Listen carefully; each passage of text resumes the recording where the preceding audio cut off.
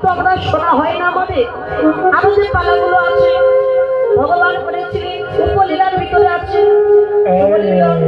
নৌকা বিলাস, অন্ন ভিক্ষা, কালিয়াগমন, দান, রাধার পূর্বরা, কৃষ্ণের পূর্বরা, খণ্ডিতা, মান, অলঙ্করিতা, দুর্জয় মা, রাধার জন্ম, কৃষ্ণের জন্ম, চাঁদধারা, অনেক পালা আছে। মুরলীর প্রতি আক্ষেপ, বংশী শিক্ষা, অনেক পালা।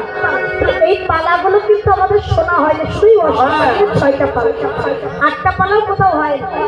আপনি তো সব জায়গায় এই 6টা পালা শোনেন, এই জাগরণ গোষ্ঠ, সূর্য পূজা, উত্তর গোষ্ঠ। আচ্ছা বাবা, সব জায়গাতে একই পালা শোনেন, তার মনে কি কখনো বলে দূর সব জায়গায় এক পালা হয়, যাবো না কীর্তন শুনতে, ভালো লাগে? এটা কারো মনে হয়? একই পদ, একই পালা, উত্তরবর্ষের পদ আমাদের মনে হয় যে কয়টা পালা, এই পালার পদ আমাদের চাইতে আপনাদের বেশি মুখস্থ নয়। খেলায় বিনোদে খেলা, গোড়া বনমালী, পুলিন বিহার করে ভক্ত, এই পদের মুখস্থ। তাহলে এই পদগুলো শুনেও আপনাদের কখনো মনে যাবে না যে বারবার তো শুনি, ভালো লাগছে না, আর যাবো না, শুনবো না কীর্তন? এটা কারণ মনে যাবে না। যত শুনবে ততই নতুন, আরো শোনার আগ্রহ যাবে, বাসনা যাবে।